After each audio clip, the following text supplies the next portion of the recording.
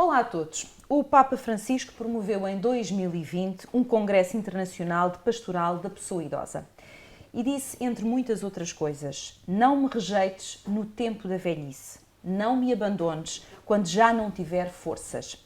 Isto interpela as famílias e também as comunidades, porque a Igreja não pode nem quer conformar-se com uma mentalidade de impaciência e muito menos de indiferença e desprezo em relação à velhice.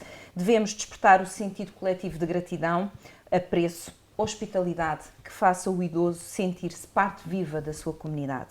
Os idosos são homens e mulheres, pais e mães, que antes de nós percorreram o nosso próprio caminho, estiveram na nossa mesma casa, combateram a nossa mesma batalha diária por uma vida digna.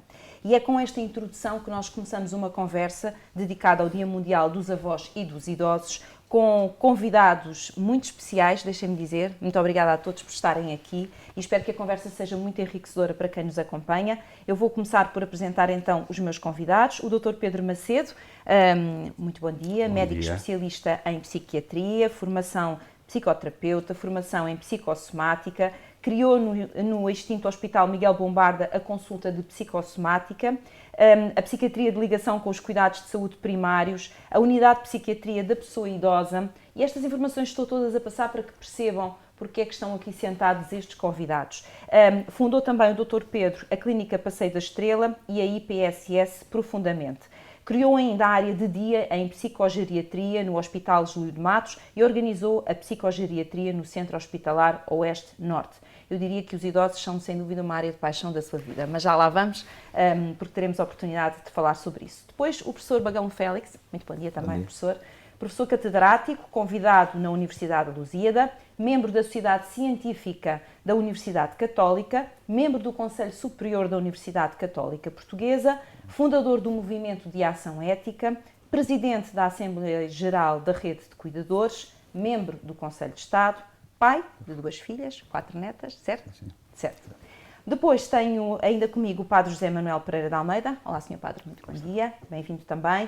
Vice-reitor da Universidade Católica Portuguesa e professor auxiliar convidado da Faculdade de Teologia. Doutorado em Teologia, médico especialista de Anatomia Patológica do Instituto Português de Oncologia de Lisboa, Francisco Gentil, e presidente do Conselho de Ética para a Investigação da Universidade Católica. É sacerdote da Diocese de Lisboa, é diretor do Secretariado Nacional da Pastoral Social e coordenador nacional da Pastoral da Saúde. Tantas coisas, meu Deus, tantas coisas.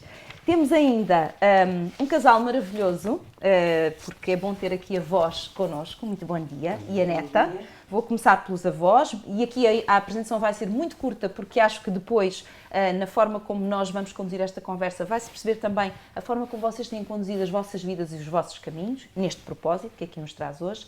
O Miguel Horta e Costa, 75 anos e formado em Programação e Análise de Sistemas Informáticos e reformado há 11 anos.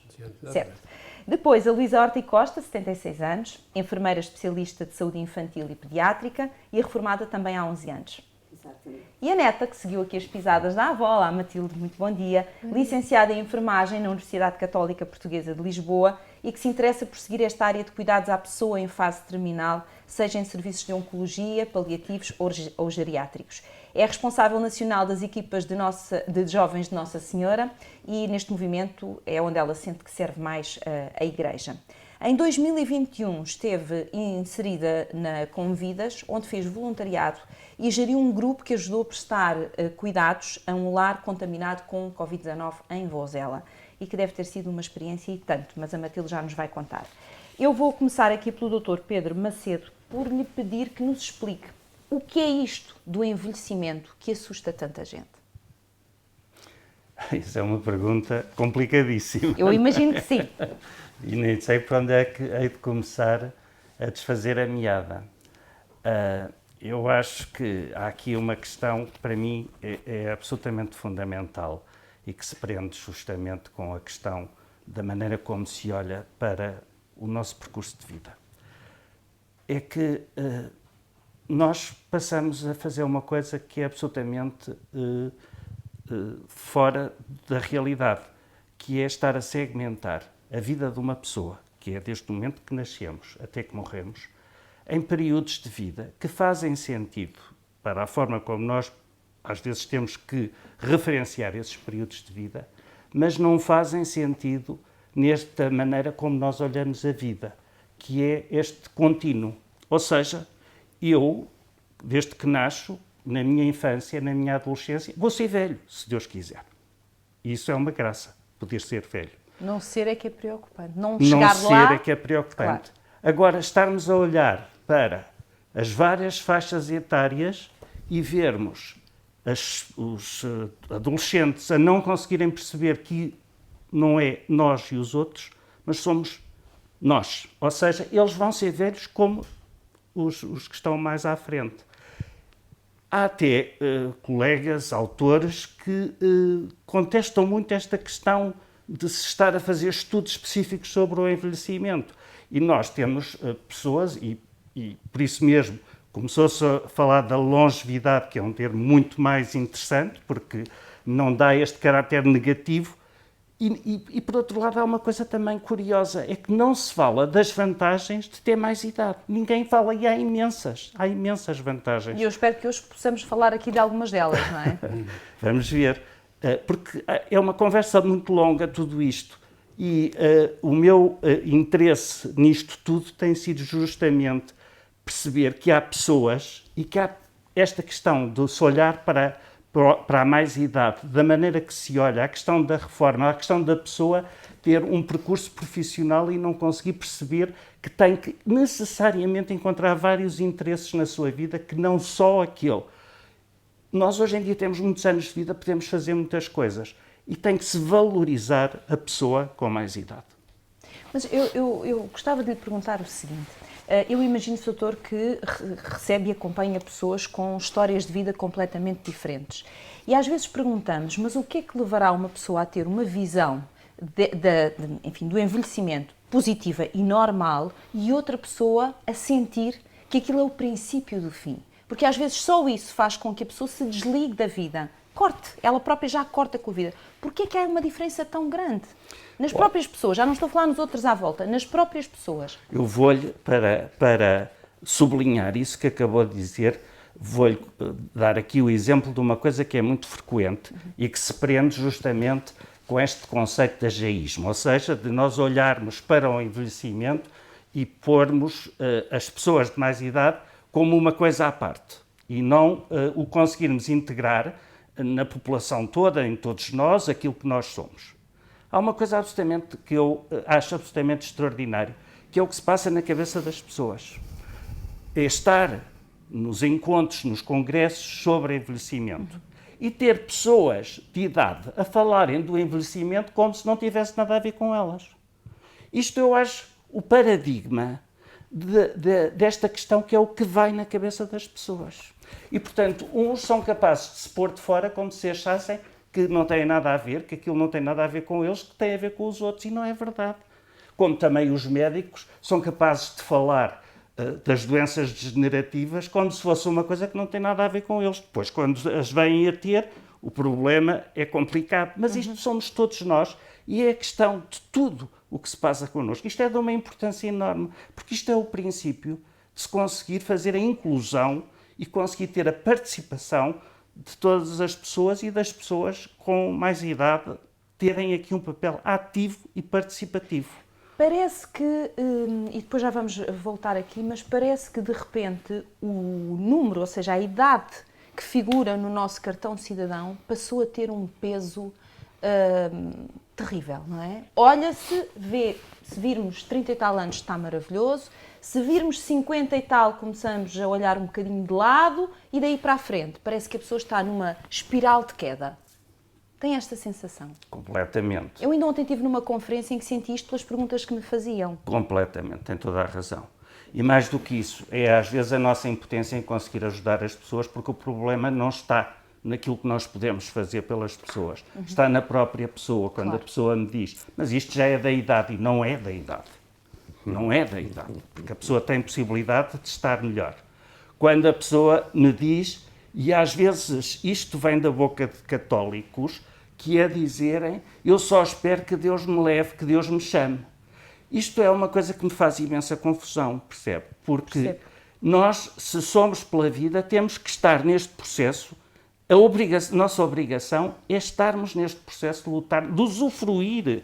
É honrar a vida. É honrar a vida, é isso mesmo. Eu acho que é honrar a vida, não é? Até o último suspiro é honrarmos a vida. Exatamente, é isso mesmo. Professor Bagão Félix, há aqui muitos pontos por onde nós podemos pegar nesta conversa, mas queria pegar numa frase do Papa Francisco. Eu queria que começasse por comentar esta frase, depois já iremos para outros pontos, onde diz o seguinte: quando os idosos são negligenciados, perdemos, digamos isso sem sentir vergonha, perdemos a tradição, que não é um museu de coisas velhas.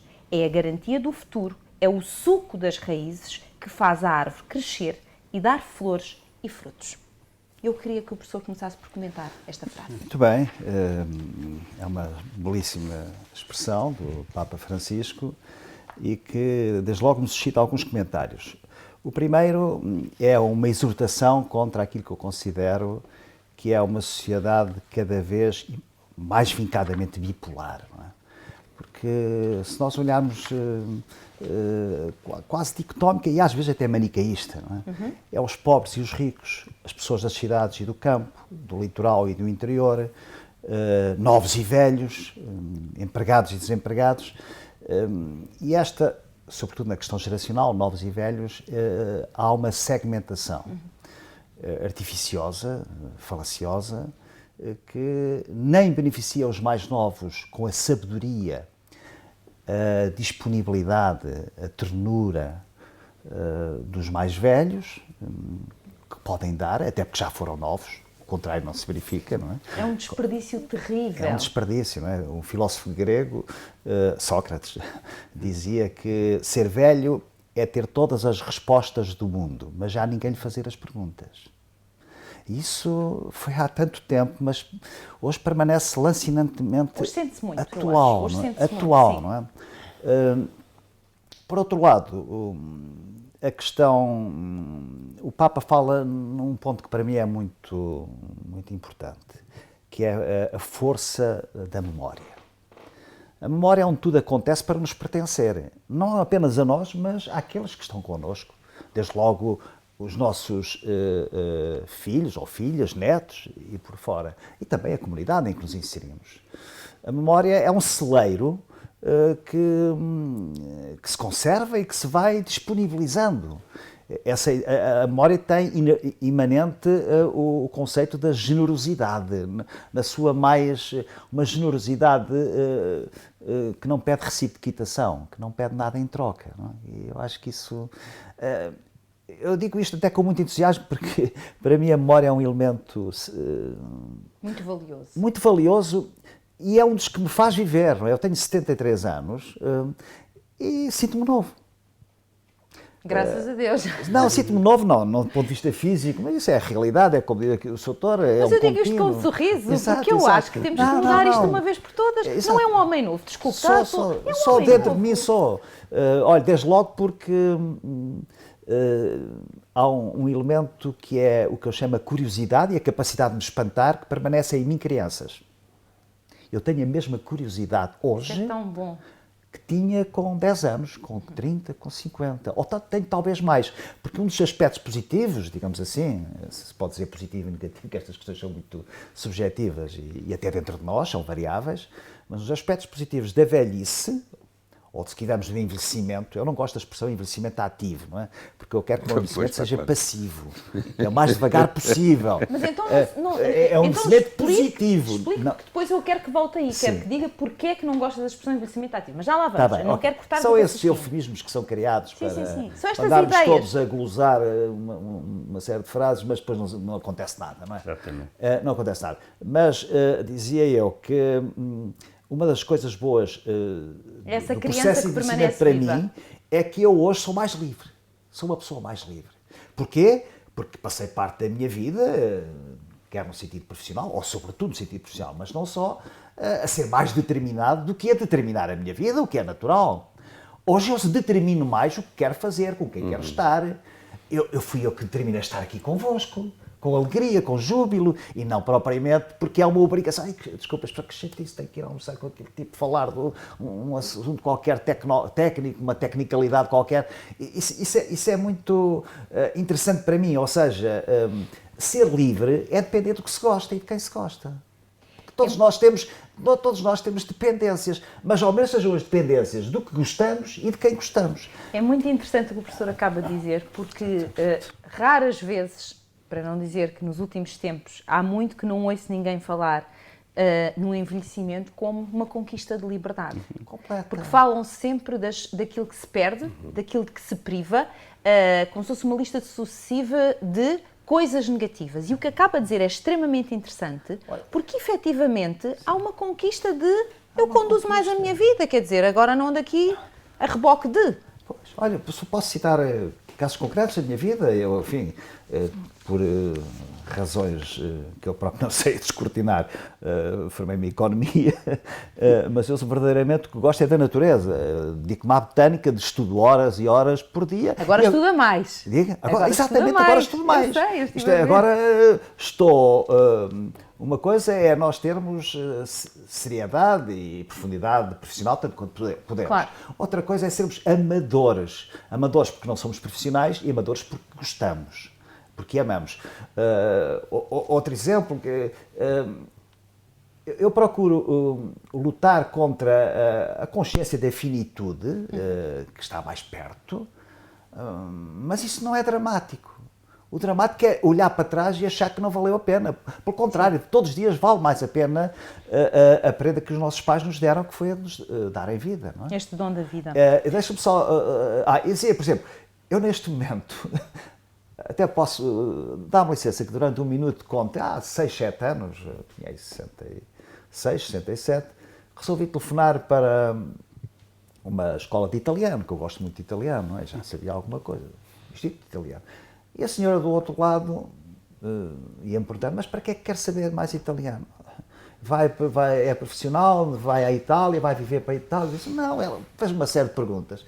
E finalmente ela, bastante simpática, perguntou-me, mas então porquê é que quer melhorar o seu italiano? Oh, minha senhora, porque gosta, apetece-me. Nunca ninguém tinha dito isso. E neste momento, por exemplo, estudo italiano, traduzo de italiano, coisa que professor. Não pude fazer durante a minha vida ativa, entre aspas. E deixe-me só referir um ponto, e com isto termino, porque no fundo, creio eu, que importa aqui é também transmitir a nossa vida. Mas tudo o que está a dizer é muito importante. Eu era um jovem secretário de Estado da Segurança Social no governo do Dr. Sá Carneiro, tinha 31 anos. E ia muitas vezes ter com os meus pais, na altura, a ilha, Aveiro, não é? E eu ia de comboio, não é? Era mais, para mim, sempre gostei de andar de comboio. E nunca mais esqueci na vida. Uma conversa, ainda eram aquelas carruagens com compartimentos, 6 lugares, não é? Uhum. E no meu compartimento iam 2 jovens, teriam aí 25 anos, não sei, eram ligeiramente mais novos que eu tinha 31. E passaram parte significativa da viagem a suspirar pelo dia em que se pudessem reformar. O que é uma coisa espantosa, quer dizer, no fundo, passe esta expressão que é um oxímoro, é uma contradição, um paradoxo, tinham saudades do futuro. Queriam já passar 40 anos e saltar para a reforma. Isto também é muitas vezes induzido por uma visão muito utilitarista, até do ponto de vista ético, que perpassa, de um modo geral, pela sociedade. Mas enfim, são outras histórias. Há uma coisa que eu já assinalei enquanto falava. Os seus olhos brilharam cada vez que falou da paixão do italiano, da botânica, quer dizer, que se dúvidas houvesse relativamente ao efeito psicológico, Dr. Pedro, que isto tem, não é? Termos projetos, termos coisas para fazer, etc. Mesmo que eu não estivesse a ouvir, só estivesse a analisar os seus olhos sem som, eu chegava à conclusão que estava a falar de uma coisa que eu apaixonava. É fácil, não é? É fácil. Mesmo, é a importância dos projetos. Claro! Porque aliás, se não o Dr. Pedro já falou disso. Não há vida, não é? Exatamente. E nós vamos falar disso, porque eu acho muito importante o Dr. Pedro também falar disso.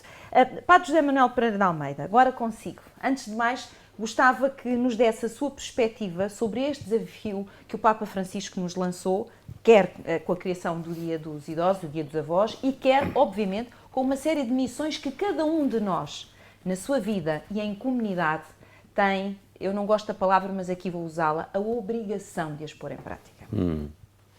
Eu creio que temos muita sorte de ter o Papa Francisco. É assim uma ideia que sim, é uma bênção partilhamos.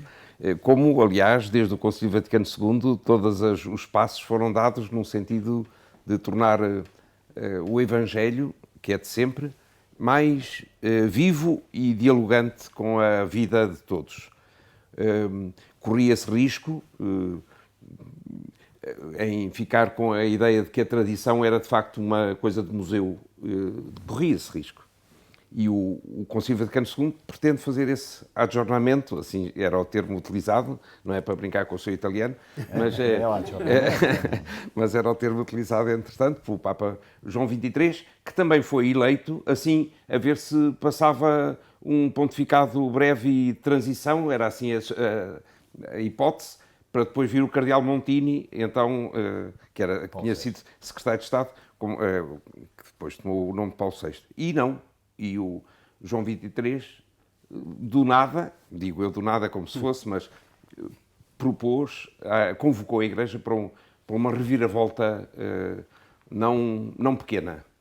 E eu creio que o Papa Francisco está mesmo, creio, e muitos concordam, que está mesmo nesta senda e toma a palavra a propósito deste dia a partir da sua experiência e como primeira pessoa. Sou eu, uma pessoa que tem esta idade e que quando fui chamado para Bispo de Roma... Já deveria estar a reformar-me, dizia há páginas tantas, e já deveria reformar. O falar como na primeira pessoa, dirigindo-se a cada um de nós, nesta circunstância, eu creio que é muito, muito importante.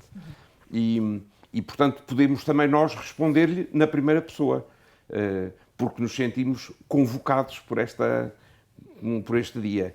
E podemos responder de muitas maneiras. E a maneira mais importante, se calhar, já foi aquela que o Dr. Pedro disse logo de entrada, que é ver se mudamos de mentalidade. Que aquilo que está dentro da cabeça das pessoas é que nos faz, e falo por mim, às vezes não ser capaz de lidar com a novidade, com a frescura que ela comporta. E, portanto, acho que esta iniciativa é uma bela iniciativa e, sobretudo, em alguns continentes, e falo da Europa, que é onde estamos, é particularmente relevante, dadas a longevidade das pessoas que são as nossas populações e constituem a nossa população, e parece-me, de facto, uma oportunidade de respirar de um ar fresco e novo para o cotidiano, que tem sido pesado. Por causa da pandemia, e ele também não esconde, não é? Pelo contrário, disso, aliás, pesado, e que até na conversa que estávamos a ter antes de iniciarmos propriamente esta conversa diante de outros, tem marcado com luto e com peso famílias, avós, idosos, se quiserem, pessoas com mais idade nestes anos. Sim. Eu já vamos aqui falar da questão do que é que os números apontam, enfim, para a questão da evolução das idades, porque pelos estudos existentes, pessoas com mais de 80 anos vão triplicar nos próximos 30 anos, isto é uma realidade, portanto, teremos mesmo que parar para pensar, mas há uma coisa que agora estava a ouvi-lo, Padre José Manuel, e me estava a ocorrer perguntar, não é que saiba se conseguimos responder a isto, mas atravessou-se, como se costuma dizer aqui, não é? Se o comum dos mortais, seja católico ou não seja católico, olha para uma figura como o Papa Francisco, que é uma pessoa muito respeitada e muito amada, até por pessoas de outras religiões. É, sem dúvida, um homem que tem esta capacidade, não é? Se o ser humano consegue olhar para figuras de referência, sejam elas dentro da Igreja ou fora da Igreja, com estas idades, como tem o Papa Francisco, e haver um respeito profundo, porque é que quando depois se faz a transferência disto para o seio familiar, muitas vezes esse respeito se perde? Porque é que eu sou capaz, eu não, porque graças a Deus não tenho essa educação, mas se eu sou capaz de olhar para uma figura como a do Papa Francisco e ter-lhe um profundo respeito, e se alguém me pedisse um sacrifício, uma coisa para para bem daquela pessoa era capaz de fazer, e depois quando tentamos que isso seja vivido no seio das famílias, faz-se muitas vezes isto. Pois E eu não sei que o idoso está lá. Eu não saberei, de facto, responder. Eu sei que a pergunta é complexa, mas atravessou-se-me esta pergunta. Sim. Mas porquê? Mas Porquê sei que o também- outro é respeitado, É. mas o meu que está em casa, se Exatamente. calhar... Mas sei também que isso não é também uma regra geral. Ou Não, seja, há de muitas todo. famílias, felizmente, em que isso não acontece. Graças não é? a Deus, sim. E, portanto, não é uma fatalidade, pelo menos. Uhum. E eu creio que faz parte dessa mudança de mentalidade o poder encontrar a fonte de memória e de luz que vem dos mais velhos das nossas famílias. Eu creio que às vezes nós tratamos aqueles que estão mais próximos de nós com menos cerimónia. Havia já não sei qual era, eu acho que é a avó do João Seabra, mas não tenho certeza, que dizia qualquer coisa do neto que dizia mas eu aqui em casa não faço cerimónia. E a avó dizia assim, menino, aqui em casa faça sempre. Porque o não fazer cerimónia depois acaba por não tratar bem aqueles que são mais próximos de nós. E pode ser que isso corrobore depois com uma menor consideração, ou por dar por óbvio uma coisa que de facto não é óbvia, ou por dar por natural uma coisa que de facto devemos valorizar. Às vezes, no nosso cotidiano, creio eu, aquilo que é mais óbvio é menos considerado. Mas na sua experiência como sacerdote, no dia a dia, o que é que sente que são as grandes fragilidades dos mais velhos? Eu apontaria, então, na cidade de Lisboa, claramente, para a solidão. A solidão. Claramente. Depois, Mais o isolamento que a solidão. isso, A pronto. solidão pode ser desejada. Sim, o isolamento é que nunca sim, é. sim, exatamente. Solidão não desejada, entenda-se isolamento, sobretudo das pessoas que ficaram nos andares mais de cima de um prédio que não tem elevador, de uma pessoa que não recebe visitas habituais, não é porque não queira, como o professor Bagão Félix estava a dizer, mas é porque ninguém visita, não é? As tais perguntas que não são feitas para pessoas que têm tantas respostas. E o Papa fala da possibilidade de sermos visitados por anjos. E os anjos muitas vezes são os netos, outras vezes são outros, vizinhos, amigos, e isso é muito importante romper esse isolamento em que involuntário, em que as pessoas são votadas, sobretudo nas grandes cidades, como se fossem ignoradas, como se fossem esquecidas. É indiferente. A vida daquela pessoa não nos diz nada. Posso só referir um aspecto estatístico? Não é? Pode, professor, claro. Atualmente há cerca de 550 mil idosos, pessoas tecnicamente com mais de 65 anos, que vivem sozinhos em Portugal. Que é um número brutal. E há tempos fiz as contas da evolução de 2000 para 2019, que são os últimos dados, 20 anos deste século. Isto significa que por cada dia destes 20 anos, mais 25 velhos passaram a viver sozinhos. Isto é uma questão brutal e que devia ser encarada de uma forma muito clara, muito assertiva, com políticas públicas e políticas nossas, porque nós também fazemos política dentro das nossas casas e na rua e na escola, etc. Porque isto é um problema, para além do que referiu, na maior longevidade, vai acentuar ainda isto mais. Não é? Isso que nos preocupa a todos. Peço desculpa. Não, interrompa sempre, aliás. Gostaria que interrompessem sempre que desejarem, não é? Que eu acho que é bom para a conversa. Miguel, agora queria ouvi-lo um bocadinho. O Miguel está aqui na qualidade de avô, na qualidade de homem que continua muito ativo e a neta já faz assim, portanto, deve querer dizer que a agenda do avô deve ser interessante, imagino eu. Explique-me como é que olha para a idade. Como é que olha para a idade? Como é que eu olho para a minha idade ou para a idade em geral? Bom, as duas coisas. Deixa-me fazer uma à parte. O Dr. Pedro Macedo trabalhou no Hospital Miguel Bombarda como médico, onde o meu pai foi durante 30 anos o clínico-geral do Hospital Miguel Bombarda. O professor Bagão Félix falou no italiano e a nós aconteceu-nos exatamente a mesma coisa. Quando nos reformámos, não sabíamos italiano, E estamos neste momento com aulas de italiano e amanhã vamos almoçar com a nossa professora de italiano. Ai, eu acho isso maravilhoso. Maravilhoso. E Amanhã tenho uma aula também. nós temos também... Vejam lá se não se cruzam, não é? Não, mas o professor deve saber muito mais italiano do que nós, porque nós não sabíamos, e perguntarmos porquê querem aprender italiano. Exatamente a mesma resposta que deu. Porque gostamos e porque... Isso é extraordinário. Pronto, e estamos a aprender italiano. Pronto, eu olho para a idade como uma evolução natural da minha vida.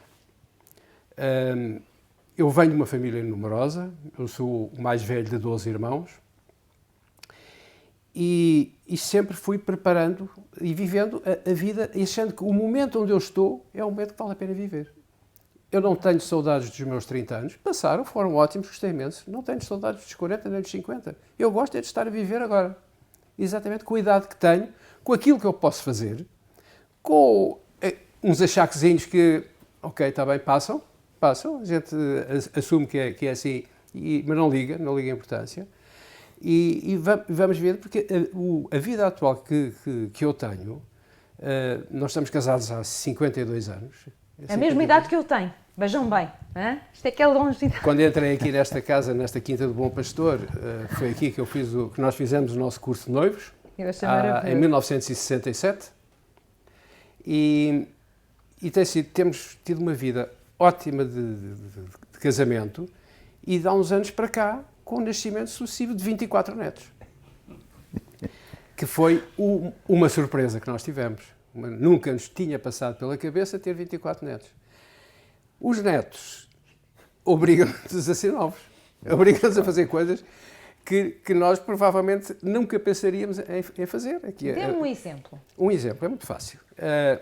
Nós há muitos anos que aos netos, a partir dos 9 anos, não damos presentes, digamos, de Natal.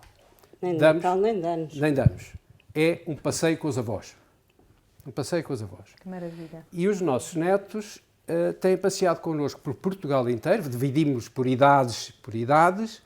A Matilde vai com a mais velha, que é a Maria do Carmo, que tem 23 anos, e com o outro, a seguir à Matilde, que é o Diogo, que tem 21. Sim, com 24 tem que fazer escalas, de outra maneira não é possível, não é? Pronto. E conhecemos Portugal inteiro, obrigou-nos a estudar uma série de coisas de Portugal que nós já não nos lembrávamos. Isso é fantástico. E um dia, a nossa neta mais velha apareceu-nos a fazer umas perguntas sobre Paris. Porquê que ela foi lá à casa fazer perguntas sobre Paris? Porque eu trabalhei na Renault Portuguesa e ia muitíssimas vezes a Paris. E eles lá têm um horário que nós não estamos habituados. Às 5 da tarde acabou. Não. E eu, entre as 5 e a meia-noite, passeava por Paris. Eu cheguei a ir cerca de umas 35, 40 vezes a Paris com trabalho com a Renault Portuguesa. E ela ia fazer um trabalho sobre Paris. E a minha filha disse, olha, vai perguntar ao avô, o avô é que sabe sobre Paris. Pronto, e ela lá foi, o trabalho foi muito apreciado pela professora, e depois a Luísa lembrou-se, então porquê é que nós não a levamos a Paris para ver aquilo onde ela esteve a estudar? E levámos-la a Paris. Foi o princípio. A seguir veio aqui a Dona Matilde e disse, avô, eu também gostava de ir com os avós. Eu tenho curiosidade sobre Itália, avô. Gostava de ir com os avós. E eu, pronto, então onde é que a menina gostava de ir? Não, eu gostava de ir ver o Sítio da Música no Coração. E lá levámos a Salzburgo, onde já tínhamos estado algumas vezes. Fantástico. E a partir daí tem sido constantemente. A Matilde foi connosco, portanto, a Salzburgo, já foi connosco a Roma, foi connosco a Sevilha e foi connosco aos Castelos do Loire. Portanto, são viagens e depois todos os outros vão querendo ir, não é? Não são avós, são agências de viagem. Praticamente, Sr. Padre, praticamente com 24 isto dá muito trabalho, Mas não olha é? que a pandemia prejudicou-nos, Claro. porque nós tínhamos uma viagem programada com 5 netos, à adiada. Normandia. E não foi possível. Não Miguel, são inscrições dos amigos, não. Vamos lá ver, eu espero que as pessoas ao ouvir isto percebam que é óbvio e ficamos muito bem dispostos e já o vou deixar falar de novo, aliás, porque não concluí o que estava a contar, mas eu quero é que as pessoas percebam que em cada viagem dessas, o que estava a deixar plantado neste neto são memórias. E cultura. E estas o tempo não cultura. Memórias Claro. e cultura, mas aqui estava a puxar mais para a questão das memórias. E essas é uma coisa que o dinheiro não compra. São memórias, fazem parte dos registros, irão com eles no coração deles, um dia que eles Era isso uma das coisas que nós lhes queríamos peço transmitir. desculpa. É exatamente isso. E a cultura, porque uma vez íamos no avião para Paris, até foi com ele, quando íamos para os Castelos do Luar, e um casal novo, vão para Paris, então vão para a Disneylândia. Disse, não, eu vou com os meus netos para os Castelos do Luar. Os Castelos do Luar, o que é isso? Eu acho que a cultura é uma coisa que nunca mais se esquece na vida. E eu gosto imenso de história, eu gosto imenso de relacionar a história de vários países com a história portuguesa. Não sou um expert, evidente, mas preocupo muito que transmitir-lhes cultura, coisas, valores com que eles fiquem depois para a vida, porque a Disneylândia pode ir com os pais e acho lindamente com os pais. Claro. Acho que os avós têm que dar o salto acima. Podem-me perguntar, mas você tem muito dinheiro para fazer essas viagens? Não, não temos. Não temos, nós vivíamos do nosso trabalho. Agora, tudo o que podíamos poupar era para levar os netos a viajar. Nós não íamos almoçar fora, sim, nem jantar fora. São escolhas, não é? São escolhas. São escolhas. São opções de vida. Exatamente. E não estamos nada arrependidos. Nada. Eu, antes de passar a palavra à Luísa, queria só acrescentar, e porque vou aqui misturar a minha experiência, porque já agora também gostava de partilhar um bocadinho convosco. Às vezes as pessoas poderão dizer, bom, mas isto é possível, porque estamos a falar de avós que têm um nível de formação académica, cultural, que têm esta sensibilidade. Todo o conhecimento é valioso. A minha mãe tem a 4ª classe. O meu pai estudou depois de casado, até ao 10º ano, não conseguiu estudar mais. Mas a sabedoria que eles encerram de coisas relacionadas com a natureza e com a vida no campo é extremamente valiosa. Tem para mim tanto valor quanto o conhecimento académico. E, portanto, o meu filho, que adora campo, quando ele diz que quis e começou a criar galinhas com o confinamento no Alentejo, portanto, nunca tinha criado galinhas, eu disse, vais falar com o avô e o avô vai-te ensinar tudo, como é que se cria, como é que se cuida, como é que se põe as galinhas a chocar. E, portanto, isto tem igual valor, só para as pessoas não apressadamente dizerem, pois, mas eu não tenho este nível académico. É conhecimento, é memórias, é amor.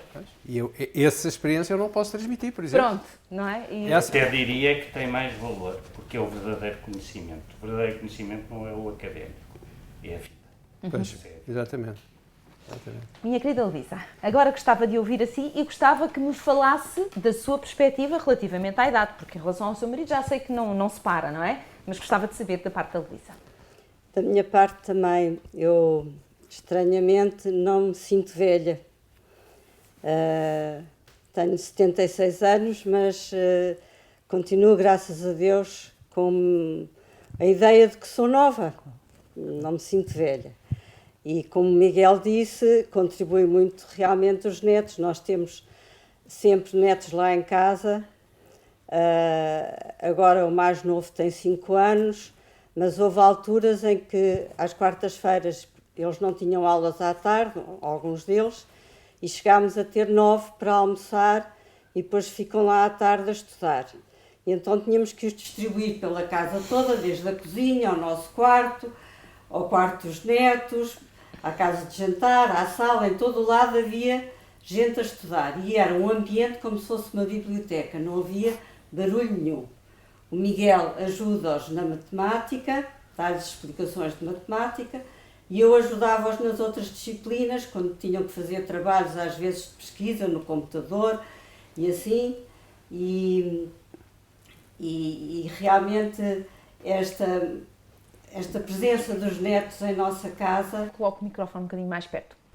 Depois, à medida que vão crescendo e que passam a ter outros horários nas universidades e assim, vamos desafiando a ir, noutros dias já não, mas vão-se juntando mesmo assim por idades e vão lá almoçar e estar um bocadinho connosco. Deixe-me pegar numa coisa que disse logo no início.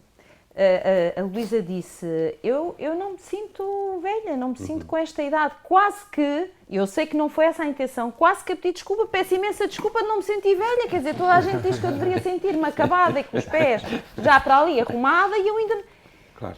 Porquê que as pessoas avaliarão as coisas deste modo, quando às vezes os próprios se sentem, claro, com uma ou outra limitação eventualmente, própria da idade, mas sentem-se bem? Mas eu, por exemplo, aquilo que eu tenho no meu imaginário da velhice é diferente daquilo que eu sinto.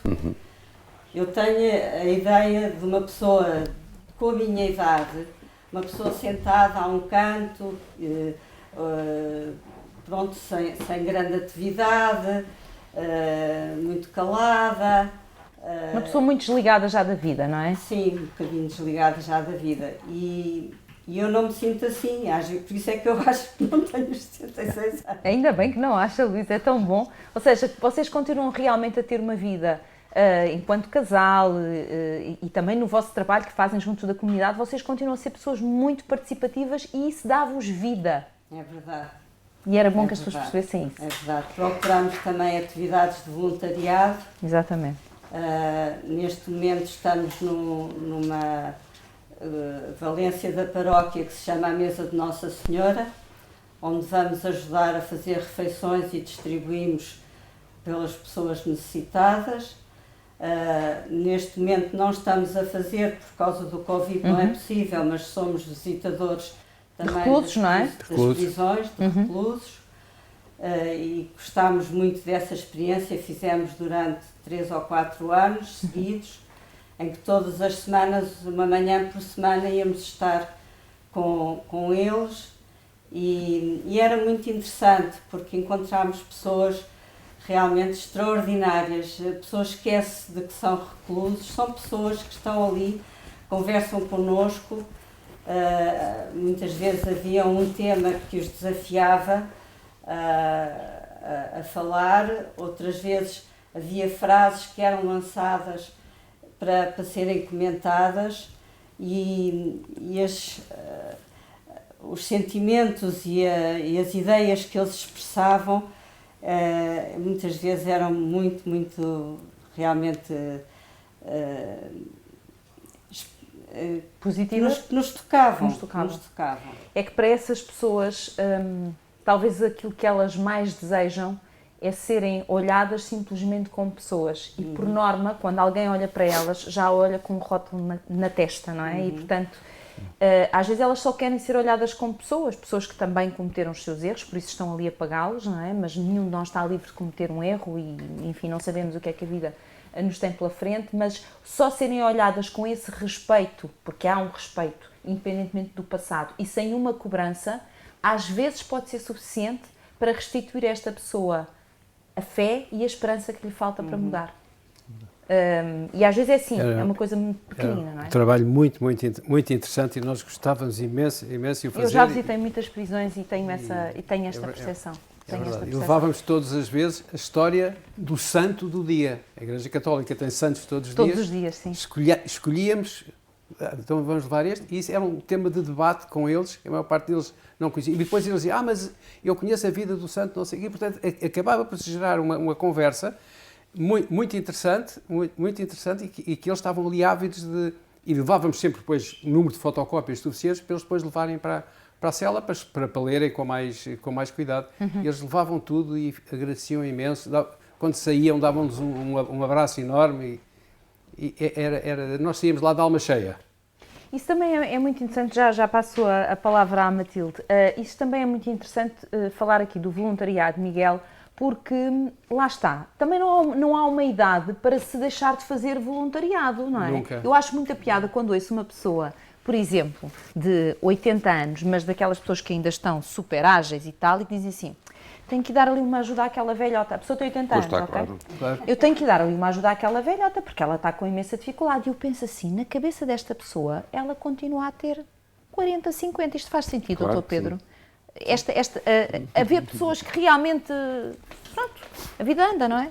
Olha, eu estou muito contente de estar aqui com estas pessoas que realmente têm um sentido católico, porque o sentido católico é justamente isto, de nós conseguirmos olhar para a vida e pelas coisas boas da vida.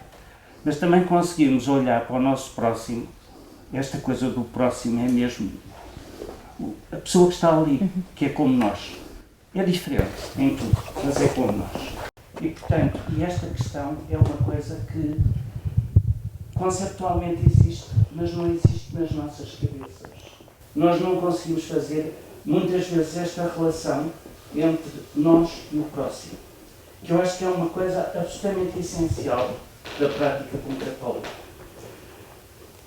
Isto traz-nos aqui imensas questões. Traz-nos a questão da valorização da pessoa ao longo de toda a vida, e de todos nós, porque é dar valor ao preço, porque o preço está ali, mas nós não podemos olhar para ele como se fosse o demónio, temos que olhar para ele como a pessoa, como estava a dizer. E, portanto, tudo isto tem se nós começarmos a interiorizar isto, tudo isto passa a ter uma dimensão completamente diferente. O problema está justamente aí, é que nesta clivagem entre aquilo que é a forma como nós sentimos e nos sentimos na relação com os outros e aquilo que nós conceptualizamos como o que devia ser. E o não conseguir juntar estas duas coisas é o não conseguir lutar uma boa prática de pessoa, de ser humano e de revelar o nosso sentido humano. Eu já não digo católico, humano, de relação de humanidade para com todos. Como o professor Bagão Félix há bocado falava da questão da generosidade, eu acho que há aqui dois conceitos que se perdem constantemente no nosso dia-a-dia, no nosso cotidiano. O Padre Zé Manuel falou do cotidiano e eu acho que o cotidiano é uma coisa, a atenção ao cotidiano é uma coisa absolutamente fundamental. Se nós nos desligamos do que nós fazemos, dos nossos gestos, dos nossos atos, no dia-a-dia, a todo o momento, isso é que representa o problema. Não é a grande trauma, não é a grande coisa, porque isso resolve-se. O conseguirmos ter dentro de nós uma prática constante é que é a grande coisa. Há aqui estas coisas que é a generosidade e a gratidão, que se perderam. Perdeu-se o conceito de generosidade e perdeu-se o conceito de gratidão, de agradecer.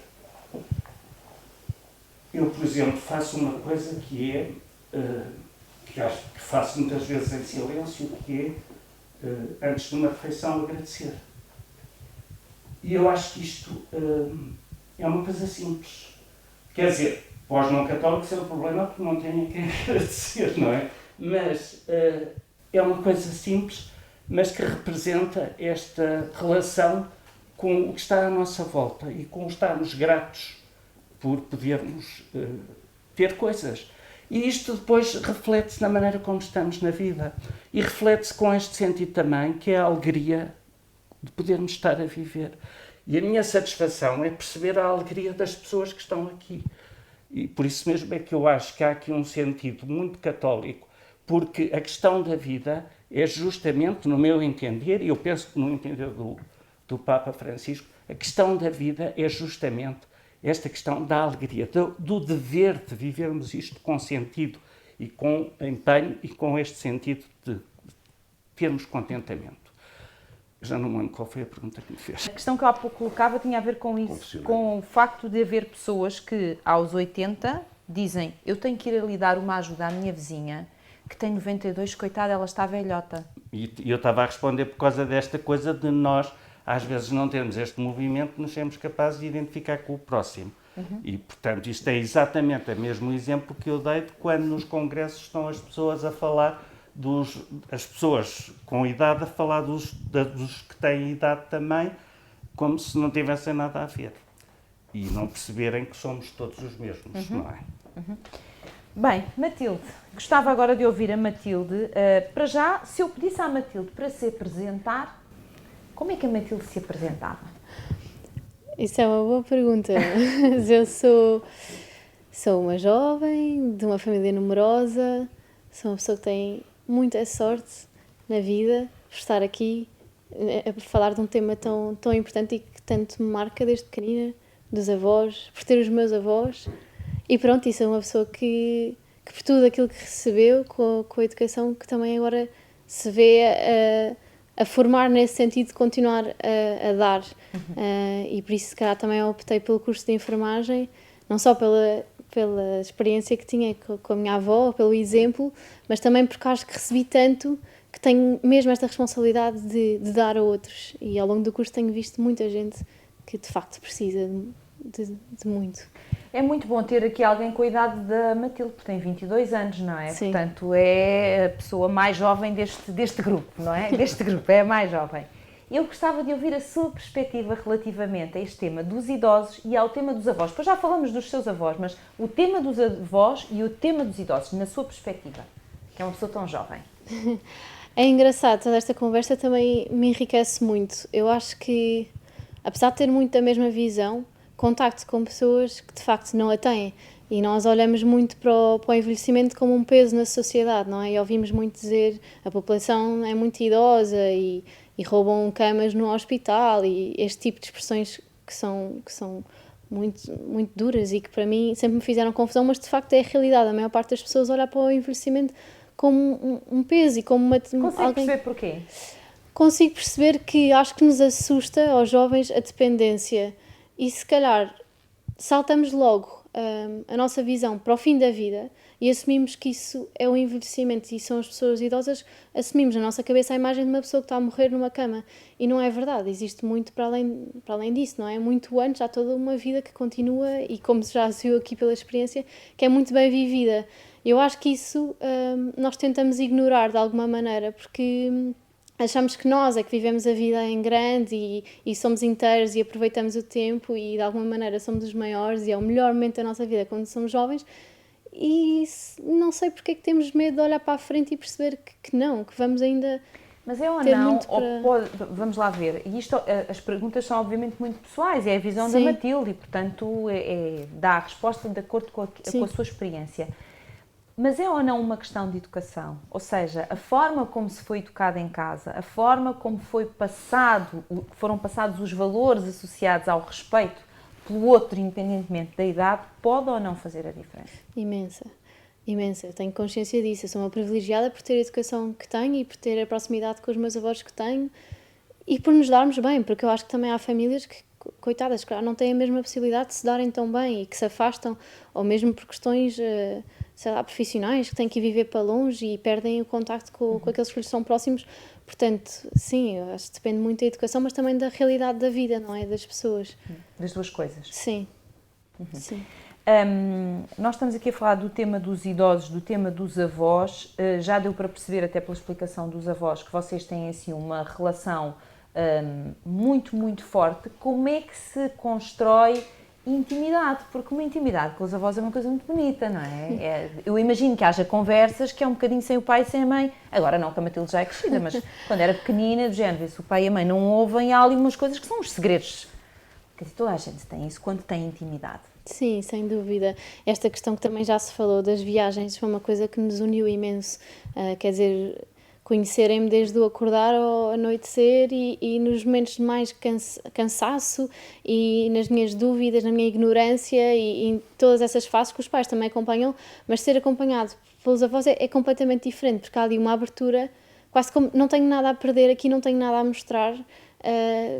Eles sabem perfeitamente como é que eu sou e portanto, acho que usufruí muito também dessa proximidade, destes almoços em casa dos meus avós, do acompanhamento no estudo, muitas das coisas que, sim, se calhar os meus pais também lhes passava ao lado, porque as histórias da professora do dia que eu contava, ou, por exemplo, agora mais recentemente, vou muitas vezes lá à casa contar assim as novidades em primeira mão, muitas vezes o princípio de namoros, o fim de namoros, o arranjar um trabalho, a questão da vocação, são tudo coisas que vou partilhando com os meus avós, porque de alguma maneira, desde pequenina que criei este olhar e este... Foi habituada a isso?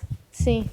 É muito bonito perceber que se cria realmente com os pais e com os avós uma relação diferente, Sim. não é? Um grau de intimidade diferente, uma partilha diferente. Até nesse aspecto é bonito, porque os avós se calhar têm uma capacidade de ouvir sem condenar tanto. Nós pais estamos ainda em modo sobrevivência, não é? A tarefa, resolver problema e tal. Eu aprendo muito com as coisas que a minha mãe me diz em relação aos meus filhos, portanto, os seus netos. Ela diz, filha, tu vais ver quando chegares à minha idade, tudo tem outra dimensão. Ora bem. E eu digo, eu considero a minha mãe das pessoas mais sábias, porque estou sempre a ouvi-la e percebo, e aquilo faz-me sentido. Eu penso, um dia, eu acho que vou ver sobre este prisma, não é? E isto é um exercício, professor Bagão Félix, é um exercício que talvez seja importante nós começarmos a ajudar a sociedade a, no fundo, fazer, como se fosse experimentar olhar com outra lente. olhar com outra lente, para ver o que é que se vê. E acho que esta desumanização que se tem assistido, porque esta é uma palavra que a mim é muito cara, a questão da humanização e por oposição à desumanização, fez com que as pessoas perdessem a capacidade empática. Parece que não querem atrever-se a pôr-se nos sapatos do outro. E nós precisamos de nos pôr nos sapatos do outro. É verdade, estava a ouvi-la e a primeira questão que se me colocou foi falar da ética e da capacidade da ética da reciprocidade. Que, aliás, é muito kantiana, não é? Trata os outros como queres que te tratem a ti, que é a formulação positiva, e não faças aos outros o que não queres que te façam a si, a formulação negativa. No fundo, é o imperativo categórico. E aliás, parece um pouco a filosofar sobre isto, mas acho que é um dos pontos que mais distinguem, a meu entender, a ética familiar, desde logo, não é? Que é a básica, mas também toda a ética, desde a mais pública até à profissional, de simples cidadãos, não é? Kant distinguia claramente a obrigação passiva e a obrigação ativa. Ele dizia, a obrigação passiva é a obrigação da pessoa que está obrigada. Quer dizer, se sou inquilino, tenho que pagar a renda, de acordo com o contrato. Eu, como português e como cidadão, tenho que pagar os meus impostos, embora às vezes me custe muito, não é? Todos nós. Acho que todos nós. Exatamente. Portanto, e Kant dizia, bem, estas obrigações têm de ser cumpridas. Tudo bem, é uma atuação correta, mas a verdadeira questão ética não é essa. A obrigação ética é a da obrigação do obrigante, não do obrigado. Isto é, aquela situação em que eu me constituo, através da minha consciência, como obrigado a um dever. Porque se eu passar ali na rua, olhar para o lado contrário do passeio e ver que uma pessoa se está a sentir mal, não há nenhuma lei, não há nenhum contrato que diga que tem que ir lá e dar ajuda a esta e, no pessoa, entanto, claro. sou eu que me autoconstituo em obrigante, e esse é que é a verdadeira, o imperativo categórico, essa é a verdadeira nobreza e a verdadeira excelência da ideia do dever ético. Ora, é assim que eu também penso na família. Eu acho que os avós, enfim, eu não tenho 24, tirando 2, tenho 4 netas, com idades diferentes, entre os 18 e os 6. Apesar de são tudo raparigas, como só tenho filhas, não é? o que me permite dizer que só tenho software educacional feminino, não tenho masculino, não sei, teria que comprar um add-on, entre aspas, estou a brincar naturalmente, mas eu procuro relacionar a minha mulher, não é? com as netas de um modo... pensando sempre nesta ideia do dever ativo, isto é, não aquilo que me obriga pelo facto biológico, entre aspas, de ser avô e elas serem minhas netas, mas aquilo que pode gerar nelas uma ideia de verem nos avós, essa é a nossa principal preocupação, a autoridade do exemplo, só essa, a autoridade do exemplo. E às vezes são pequenas pormenores, pormenores são sempre pequenas, mas quer dizer, questões, eu já citei uma ou duas vezes, até publicamente, enfim, noutra circunstância, a minha filha mais velha hoje tem 48 anos, é médica veterinária, e eu, na altura em que ela andava na faculdade, eu estava no Porto e telefonou-me, ela estudava bastante, e bastante responsável, e disse-me a chorar, pai, isto é a minha filha, não é? Pai, chumbei na oral, uma coisa. Eu também nunca dou prendas, como dizemos no Norte, nunca prendas às filhas nem às netas, não é? Também faço coisa, exatamente, muito semelhante ao que tão magistralmente e tão profundamente disseram. Mas eu nesse dia no Porto comprei-lhe uma aguarela, que ela era cara, uma aguarela mesmo, enfim, numa galeria de arte, e foi a única vez que eu dei uma prenda a esta minha filha, não é? Prenda no sentido formal do termo, não é? Por ela ter chumbado e, no entanto, ser um ato de injustiça, porque eu vi o que é que ela trabalhou. E ela, às vezes, Catarina, o que é que tu achas que foi aquilo? Foi aquela situação. Aquilo marcou para a vida, como marcaram coisas dos meus pais e dos meus avós. E isso é importante, e com isto termino dizendo o seguinte: a nossa tarefa de pais, de avós, de filhos, de netos, é hoje muito difícil. É muito complexa, é muito difícil. E tem adversários brutais e poderosíssimos. Não é? Nós vivemos num tempo em que se exalta o que é rápido, o que é quantitativo, o que é fugaz, o que é efêmero, o que é descartável. O Papa Francisco fala tanto da cultura do descarte. E não paramos, não nos ouvimos ser. Não paramos para contemplar não o ter, mas o ser dentro de nós. Não é? Isso é velhice, é a supremacia do ser sobre o ter. Sempre, independentemente das pessoas terem mais posses materiais ou menos posses materiais. Não é? Se não for assim, então é porque não é. E então, aquilo que é mais perene, aquilo que... eu também costumo dizer que, normalmente, o que é urgente não tem importância nenhuma. E ao contrário, o que é importante não tem pressa nenhuma. Não é? E este doseamento entre o dia-a-dia, do cotidiano, como há pouco referiram, e um sentido mais profundo que elimine esta coligação contra a vida de dois males que as sociedades atualmente têm, que é o individualismo, ou, como dizia o Papa Bento XVI, a ditadura do eu em primeiro lugar, que é uma expressão, a ditadura do eu em primeiro lugar, e que junta com a indiferença mais individualismo é terrível, não é? E termino só citando uma frase do falecido e saudoso bispo António Marcelino, que conheci muito bem, que privava muito com ele, e num dia que fiz a apresentação de um livro dele na Diocese de Aveiro, ele disse que vivemos numa sociedade de micro-ondas, fraldas e aspirinas. E é contra isto que temos de lutar. Micro-ondas porque tudo tem que ser rápido, fulminante, quer dizer, fraldas porque tudo é descartável. E aspirinas, passa a publicidade, não é? Porque não desperdiçamos aquilo que é inerente à nossa condição humana, que é a condição de saber sofrer.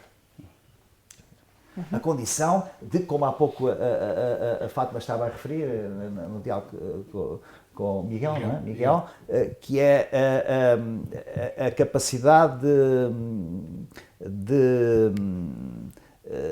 agora perdi-me, olha. Se entretanto recuperar, já partilha connosco. Okay. Senhor Padre, queria pegar nestas duas palavras, individualismo e indiferença, e vi-o aí a manifestar-se quando se falou na palavra humanismo. E eu gostava de que partilhasse connosco que perspectiva é que tem. Estamos realmente a viver numa sociedade muito individual, muito pouco atenta ao outro. Eu não gosto da expressão, mas concordo com o professor Vagão Félix, muito descartável em tudo, até nos sentimentos. E por isso podemos repropor a atenção à pessoa. É que isto para um sacerdote é um desafio acrescido. Não, está no centro da fé cristã. Ou seja, de facto, Jesus, estaremos de acordo com esta proposta, não vem trazer uma religião de ritos e templos, vem pôr no centro a pessoa. E no modo como se relaciona com as pessoas, induz os seus discípulos a seguirem-no, colocando os outros em primeiro lugar. E quanto mais pequenos, mais primeiros. O exemplo da criança continua a ser, não é? Quanto mais excluídos, mais no centro. Mais últimos, mais primeiros. Mais últimos, mais primeiros, exatamente. E, portanto, de facto é um novo humanismo, se quiser,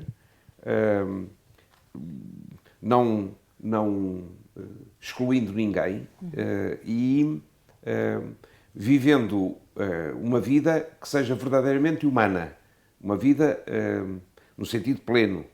E não é não é uma sobre qualquer coisa, é exatamente aquilo que somos chamados. E, portanto, quero a indiferença em relação aos outros, quer o eu em primeiro lugar, o privilégio do eu, são duas coisas que contrariam de forma major esta atitude de viver com Jesus e como Jesus sobre a terra. E por isso eu não diria que é uma outra batalha, é a mesma luta, a do amor vivido à maneira de Jesus. Sim. No seu contacto com, enfim, no dia-a-dia, com todas as pessoas que o procuram, que muitas vezes sentem no Sr. Padre a pessoa que as percebe melhor na partilha, porque às vezes as pessoas têm falta de quem as ouça, não é? E só precisam disto, que alguém me ouça, que eu sinta que alguém me ouça. Por onde é que se começa? E às vezes não são pessoas que tenham falta de fé, elas têm fé, porque há quem não a tenha, mas às vezes as pessoas têm fé, mas têm falta de outra coisa que também é perigosa, não têm esperança. Têm fé, mas não têm esperança. Por onde é que o Sr. Padre começa? Até porque é uma pessoa muito viva, eu já o vi, enfim, em contacto com as pessoas. É uma pessoa viva, é uma pessoa enérgica, isso também é importante. É uma pessoa que passa, sabe, que contagia. Agora estou a falar eu deste lado, não é? Que já estive ali tantas vezes a observá-lo e eu sou muito observadora. E percebo que tem esta capacidade de as pessoas não ficarem paradas na sua cadeira, as pessoas têm que se ajeitar para o ouvir. E isto é bom quando elas se ajeitam para ouvir. É bom, é bom. Eu sou observadora. Vou tomar nota. Não, é muito bom, é muito bom. O Sr. Padre está na minha igreja, portanto, eu já o observei muitas vezes. E percebo que às vezes as pessoas sentem necessidade de se ajeitar para o ouvir melhor. E isto é muito bom, não é? Às crianças, quando se mexem muito, nós dizemos, está sossegado para ouvires. A uma pessoa mais madura, se ela se mexe, é sinal que aquilo não é indiferente. Eu pergunto por onde é que se começa a quebrar a indiferença quando alguém chega perto de si. Tem fé, mas não tem esperança. E o Sr. Padre sabe que esta pessoa ainda tem muito para viver e às vezes até energicamente ainda está bem, ainda pode fazer trabalho de voluntariado, por exemplo. Simplesmente não tem esperança. Eu só ponho perguntas difíceis. Não, há uma coisa que me acontece muitas vezes, e ao Pedro se calhar ainda muito mais, que é o deixar que as pessoas se contem.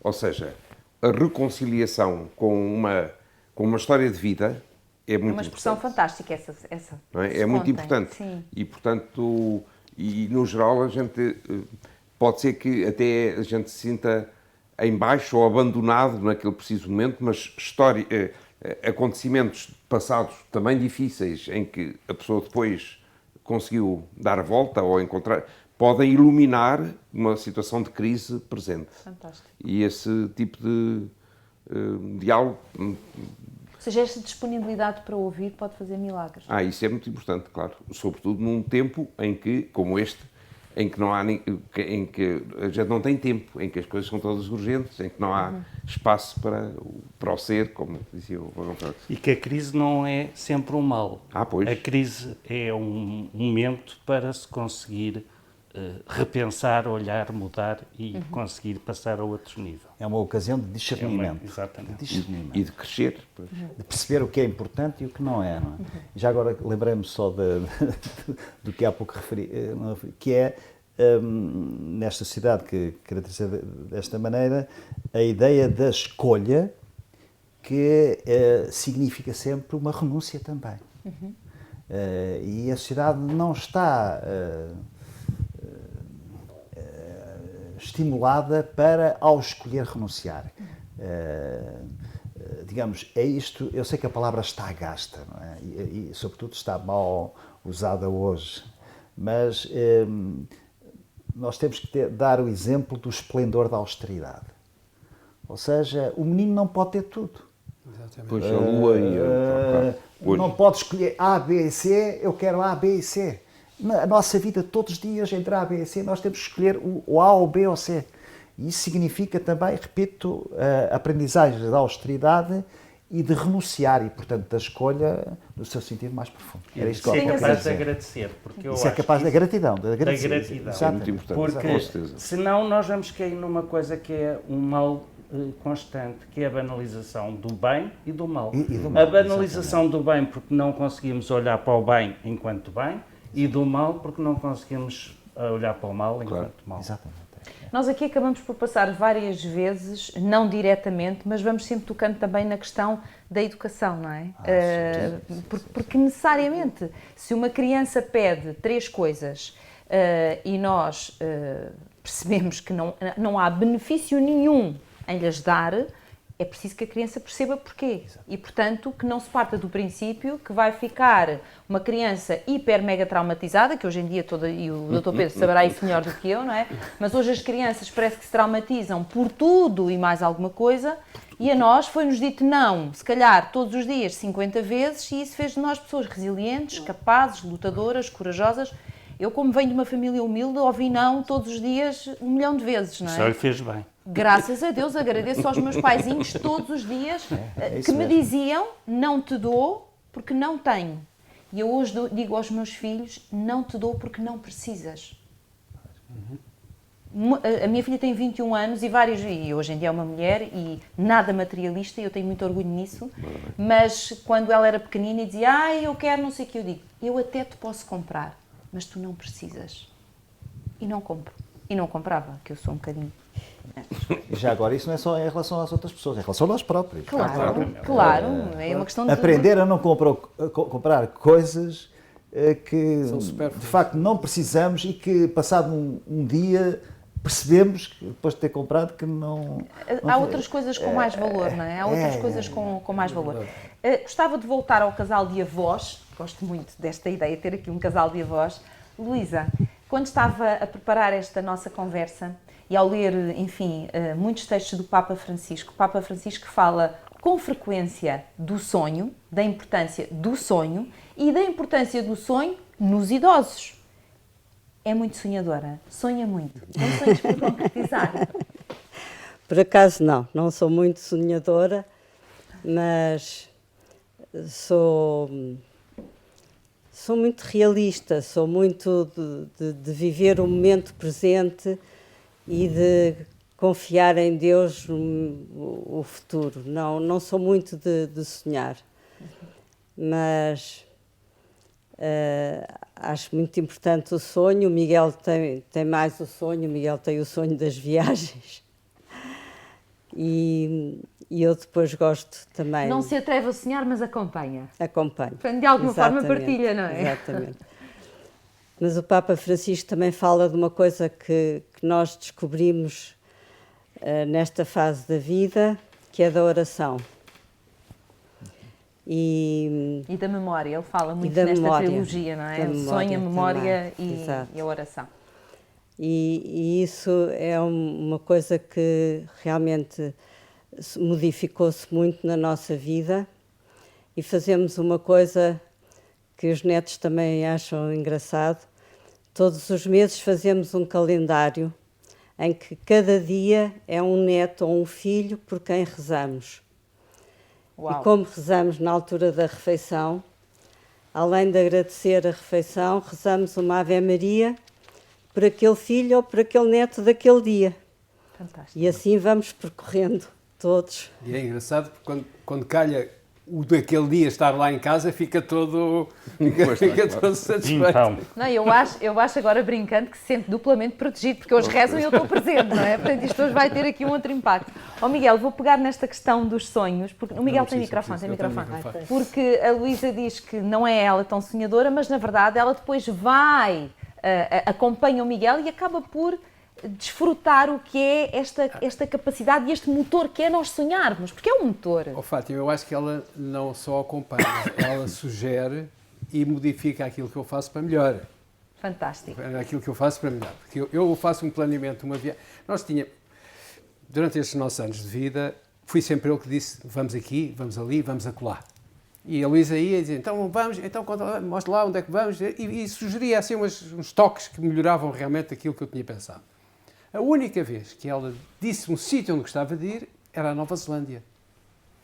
Que éramos para ir no dia 15 de março de 2020. Ficaram em terras. Ficámos em terra. E foi de tal maneira que nós tínhamos pensado, deixávamos de guiar aos 76 anos. E renovámos a carta por mais 2 anos, porque queremos ir com os netos à Normandia e queremos ir ainda à Nova Zelândia. Portanto, isso é o sonho. Eu sonho com isso e sonho com outras coisas, mas eu gostava também de pegar um bocadinho daquilo que o professor Dom Félix disse, o exemplo que nós temos que dar. Nós, quando vamos com os nossos netos, eles sabem logo, nós vamos visitar uma igreja, a gente entra na igreja, na Basílica de São Pedro em Roma, a gente fica a olhar para a Basílica de São Pedro, mas a primeira coisa que se faz quando se entra numa igreja é ajoelhar e rezar. E várias vezes rezámos o mistério do terço, todos juntos, numa determinada igreja. E depois então vamos ver a parte turística. Impensável, por exemplo, nós irmos com eles um fim de semana, e impensável a missa de domingo ser falhada. Nem que a gente tenha que andar 40 ou 50 km para ir à missa. A missa de domingo, o domingo é centrado na missa e depois a parte turística. Não é a parte turística e a missa mete-se lá onde calhar ou se não calhar. Não. A inversão dos valores não é válida. Não é válida. Portanto, para nós, como avós, como educadores, como católicos, como eles sabem que nós somos católicos, os netos sabem, portanto, que exemplo é que nós daríamos se chegasse uma coisa e eles dizem, então os avós agora aqui em viagem não vão à missa? É impensável uma coisa dessa. Portanto, a missa é o centro daquele dia do domingo e tudo gira à volta da missa. Pronto, isso agora estava-me a falar dos meus sonhos. A Luísa tem um percurso de vida diferente do meu. A Luísa, o pai morreu quando ela tinha 5 anos e a mãe morreu quando ela tinha 15. Portanto, quando nós começámos namoro, ela já não tinha nem pai nem mãe. Eu ainda conhecia a minha sogra, mas mal. Claro. Eu não, eu tive uns pais que me acompanharam e é engraçado como as coisas, como não sei já quem disse, não sei se foi o Dr. Pedro que disse, coisas que a gente só percebe depois que nos dizem. Pouco antes de nós casarmos, a minha mãe disse-nos, vocês aproveitem bem a vossa lua de mel, que é a única altura da vida em que vocês vão descansados e que não têm mais nada que pensar. E assim, a mãe não está boa da cabeça. Então eu agora, com 23 anos, vai ser a única altura da vida que eu vou... Mas só depois é que eu, com o nascimento dos filhos, com o nascimento dos netos, é que a gente percebe, espera, ela tinha toda a razão. Era a única altura em que a gente não tinha mais nada a pensar, a não ser estarmos virados um para o outro. Um para o outro.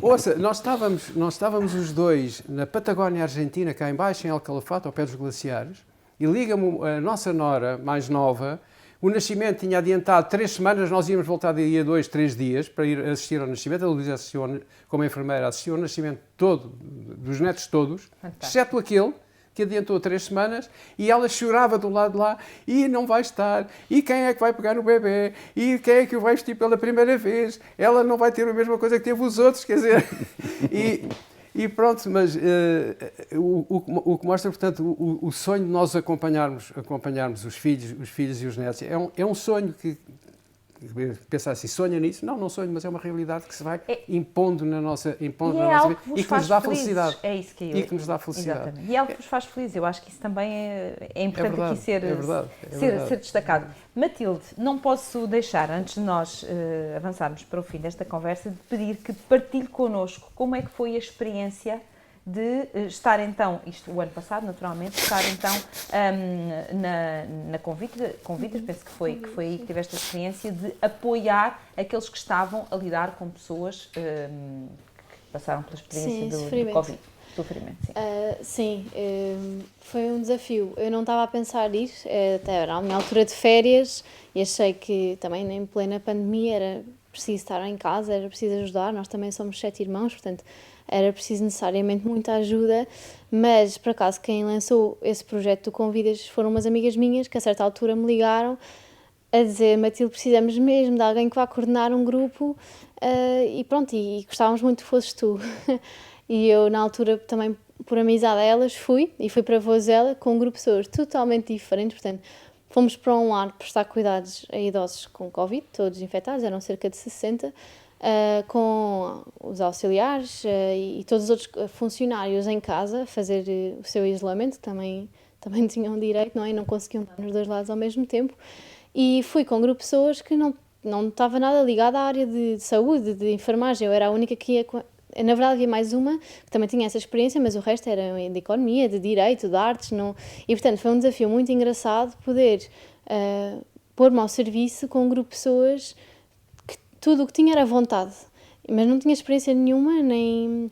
Ou seja, nem sabiam nada do que era cuidar de uma pessoa Nada. naquelas circunstâncias. Nem sabiam o que eram os sintomas, o que é que as consequências desta doença. Eu lembro-me de chegar e de termos que vestir os equipamentos e eu já estava toda lançada e já mais à vontade para entrar no lar e pôr as mãos à obra, e que eles estavam assim meio que a tremer e foi muito engraçado porque bastou um dia. Porque depois a realidade com que nos deparámos e estávamos a falar isso há bocado, não é? Do isolamento e da solidão das pessoas, era tudo o que era preciso, porque assim que eles perceberam essa necessidade, começaram a pôr-se pronto, ao serviço disso, e foi tudo o que era o princípio da ajuda que eles precisavam, pronto, porque a seguir a isso, a colmatarmos essa falha de afeto e de presença e de comunicação, tudo o resto veio, pronto, para acréscimo, e as pessoas melhoraram connosco, e foi muito bom podermos também ajudar as famílias a contactarem-se, porque aqueles que tinham família, nós fizemos videoconferências e quer dizer, eles choravam, nós chorávamos, porque tal era a emoção de se verem novamente, e pronto, e foi muito, muito marcante também. Eu gostava que a Matilde nos desse dessa experiência, que se colocasse agora no lugar do outro, ou seja, diga-nos o que é que recebeu, e as outras pessoas que estavam consigo, destes idosos que estavam neste caso, neste lar, enfim, sem terem aquilo que eram as suas rotinas normais, de eventualmente visitas, acompanhamento. Sim. Ou seja, este isolamento passou a ser ainda mais pesado, não é? A chegada de um grupo de gente jovem que enfrenta o vírus, porque vocês não entraram numa redoma de proteção que eu entro aqui porque sei que a mim nada me acontece. Não, vocês entram e mesmo com todas as proteções, vocês obviamente estão num ambiente que tem risco. Mas vocês deixam as vossas famílias para ir cuidar destas pessoas que não têm nenhuma ligação convosco. O que é que vocês receberam destas pessoas? O que é que vocês receberam? Bem, tanto... uma das coisas, também falada há bocado, a gratidão. Eu acho que... É porque já batemos na palavra gratidão nesta conversa várias vezes, mas não é? A primeira coisa que me veio à cabeça é também o voltar a casa com esta experiência e dar muito mais valor àquilo que tenho e que tantas vezes passa despercebido. E recebi também muita experiência de vida, porque a mim fascina muito a pessoa idosa, e lembro-me que os do meu grupo me diziam, porque lá às tantas eu comentei, gosto tanto de velhinhos. E eles disseram, Matilde, nunca ouvimos ninguém a dizer isso. Normalmente gosto muito das criancinhas e dos bebés, mas nunca ninguém diz, ou pouca gente diz, gosta muito de velhinhos. E eu disse-lhes, e isso marcou-os. E eu gosto, porque realmente aquilo que se recebe deles é toda uma experiência de uma vida tão cheia, que tem tanto para nos ensinar, e são...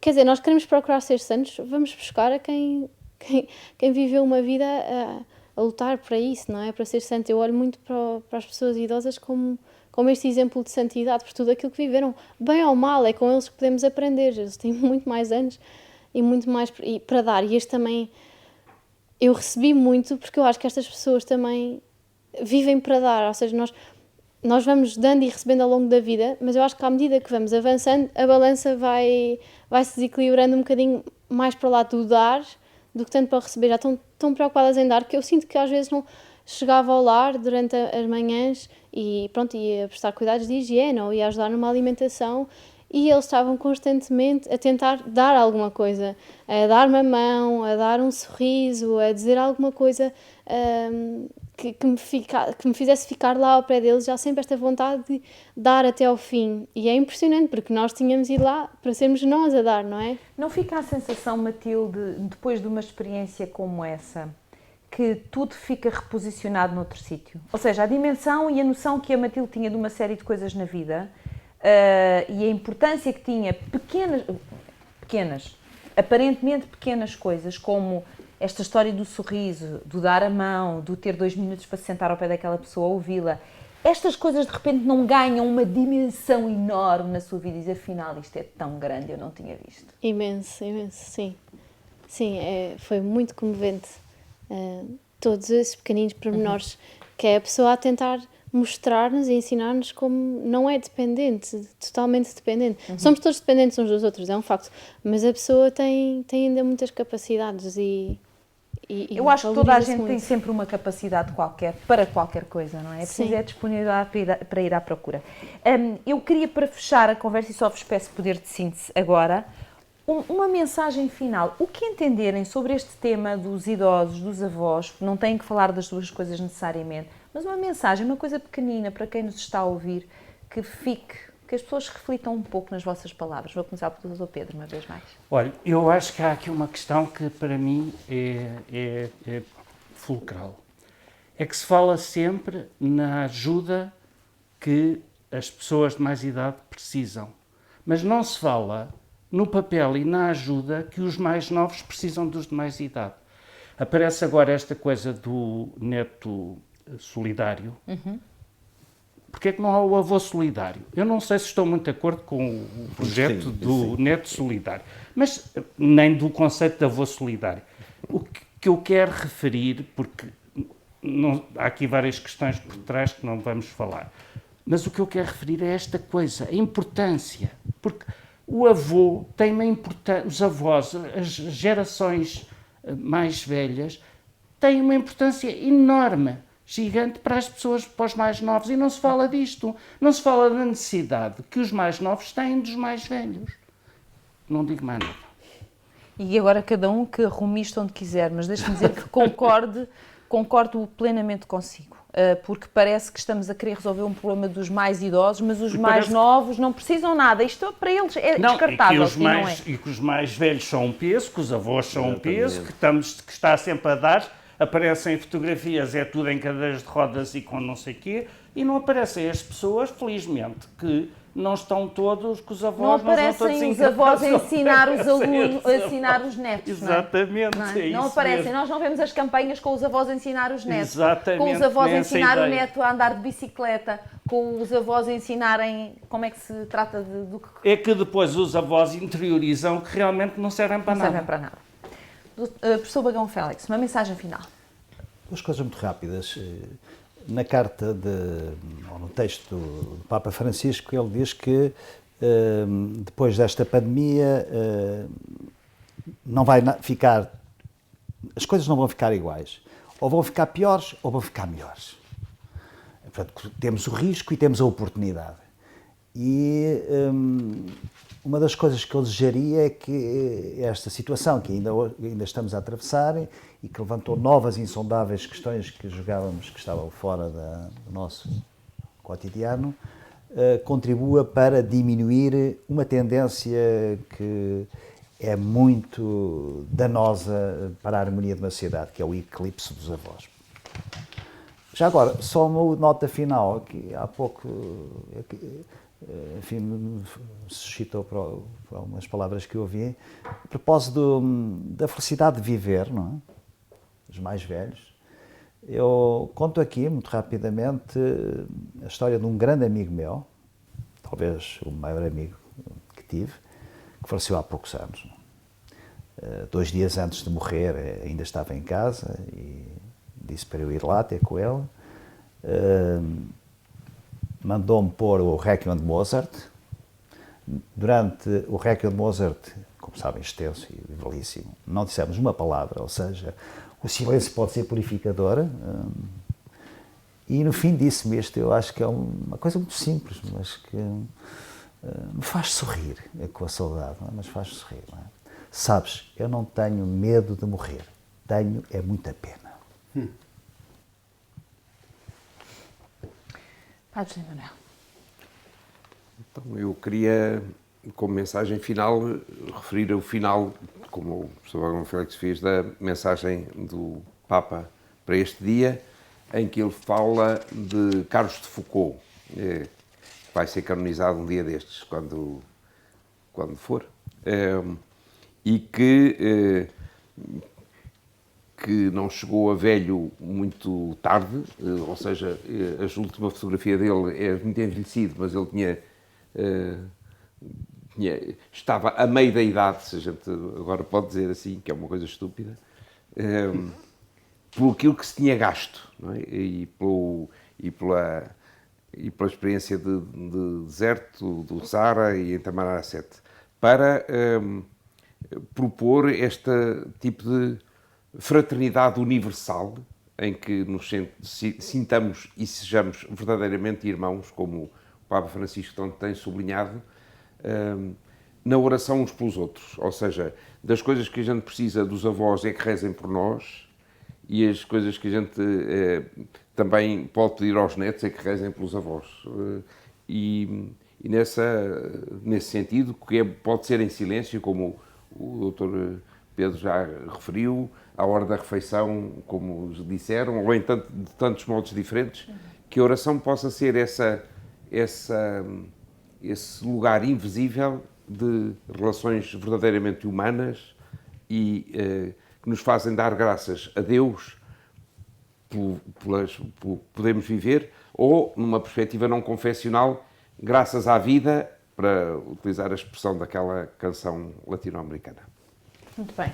Miguel, uma mensagem final para quem nos ouve.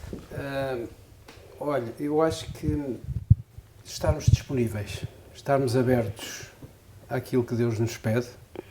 Deus pede-nos coisas que a gente olhar para trás na nossa vida e pensar, foi aqui que Deus nos pediu, e temos coisas que nos pediu que nós não fizemos e que correram mal, e temos outras que nós temos dezenas de histórias que podíamos passar aqui a tarde inteira a contar. Estarmos disponíveis.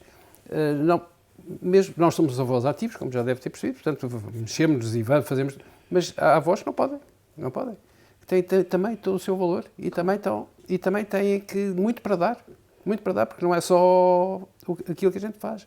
Os avós, a minha avó estava sentada numa cadeira, quando era já velhinha. É tudo o que significa, não é só o que se faz, é o que se significa. E nós íamos lá falar com ela, e ela dava-nos conselhos e contava coisas da história de 1800 e qualquer coisa, que nós já estávamos tão longe disso, e da Primeira República, e o que nós aprendíamos com a minha avó, que estava sentada numa cadeira e que à espera que nós fôssemos lá.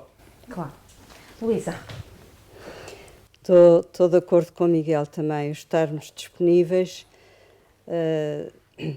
disponíveis para os filhos, para os netos. Neste momento temos lá 2 netas em casa a viver connosco. Os pais estão com a casa em obras e elas não cabiam. Essa minha filha tem 9 filhos e não cabiam todos com a casa em obras. E, portanto, é o que o Miguel diz, à medida que as coisas vão acontecendo, estarmos abertos, estarmos atentos e disponíveis. Disponíveis também para ouvir os netos, até para os vizinhos também. Também temos uma experiência muito curiosa com uma vizinha nossa, que todos os dias vai à nossa casa rezar e conversar um bocadinho. Reza ao terço connosco. Fantástico. E conversa um bocadinho. E ela tem 88 anos e, portanto, isto foi uma oportunidade que aconteceu numa conversa de patamar de escada, em que eu a desafiei a vir, e tem sido ótimo para ela e para nós. Portanto, é isto, é estarmos atentos e disponíveis, à vontade de Deus. E é engraçado, deixa-me só, ela fala naquilo que o Dr. Pedro disse, ela tem um irmão que tem 96 anos, e ela diz, o meu velhote. E ela tem 88. Mas aí há uma diferença. E ela tem 88 e ele tem 96. O meu velhote. É maravilhoso. Matilde, mensagem da Matilde. Bem, eu se calhar dirigia mais aos jovens da minha idade. Por favor. E dizia que a vida tem valor sempre, e portanto, se a pessoa ainda vive, é porque o projeto de Deus para aquela pessoa ainda interessa, e interessa muito, e portanto, aprender a valorizar quem temos ao nosso lado, quem nos foi dado, também aqueles que não têm ninguém. E não termos medo de nos aproximar, porque as respostas que procuramos ao longo da nossa vida muitas vezes vamos encontradas neles. Muito bem.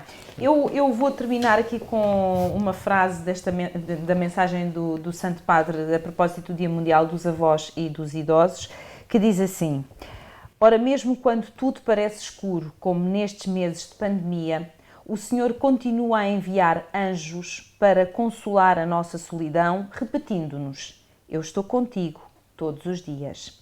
Dilo a ti, dilo a mim, a todos. Está aqui o sentido deste Dia Mundial que eu quis que se celebre pela primeira vez, precisamente neste ano, depois de um longo isolamento e com um voltar ainda lento à vida social. Oxalá cada avô, cada idoso, cada avó, cada idosa, especialmente quem dentre vós está mais sozinho, receba a visita de um anjo. Obrigada a todos. Muito obrigada. Obrigado. Obrigada.